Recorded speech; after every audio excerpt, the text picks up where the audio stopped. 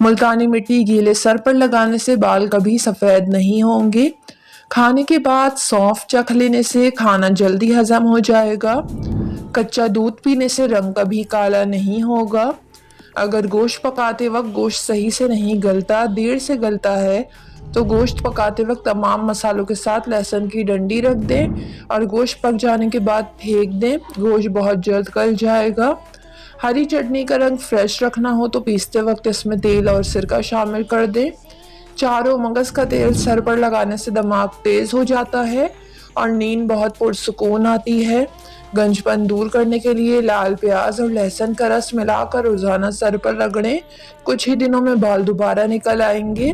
फजर की नमाज के बाद आसमान की तरफ मुंह करके थोड़ी देर सांस रोकने से दम्मे का मर्ज खत्म हो जाता है।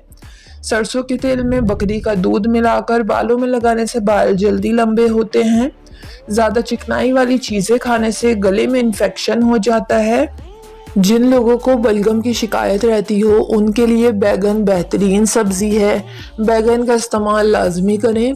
कलौंजी के इस्तेमाल से बालों का रंग स्याह हो जाता है। फालिज, लकवा, मैदे की तकलीफ, बिनाई की कमज़ोरी, जोड़ों के दर्द के लिए भी कलौंजी बेहतरीन है। अगर मुंह में छाले हो जाएं तो आलू बुखारे का जूस निकाल कर पी लें।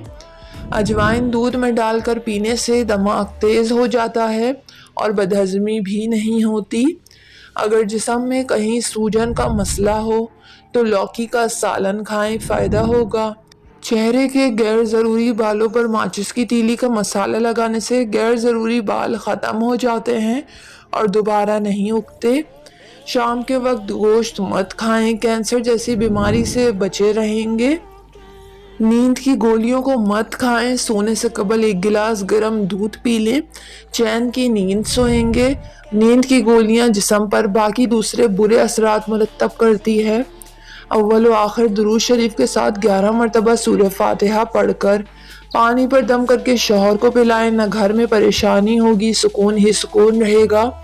शौहर की बुरी आदत ख़त्म होगी। घर में हर वक्त झगड़ा रहता हो तो बीवी को चाहिए ये दम किया हुआ पानी पूरे घर को पिलाए। ठंडे पानी से नहाने से खून की गर्दिश तेज़ होती है। अगर अचार को महफूज रखना हो तो इसमें गीले चम्मच ना चलाएं, ना ही इसे निकालने के लिए प्लास्टिक के चम्मच इस्तेमाल करें। जब घर में गोश्त बनाकर खाएं तो हड्डियों को मुकम्मल साफ़ मत करें, इसमें जिन्नात का हिस्सा होता है। अगर हड्डियां मुकम्मल साफ़ कर दें तो तुम्हारे घर से कीमती चीज़ ले जाएंगे। अगर गोश्त गल नहीं रहा हो तो डिस्प्रिन की 2 गोलियां शामिल कर दें। जामुन की गुठली सुखाकर पाउडर बना लें। सुबह शाम पानी के साथ 1 चम्मच इस्तेमाल करें। शुगर कंट्रोल में रहेगा। वीडियो को लाइक और चैनल को ज़रूर सब्सक्राइब कर लें।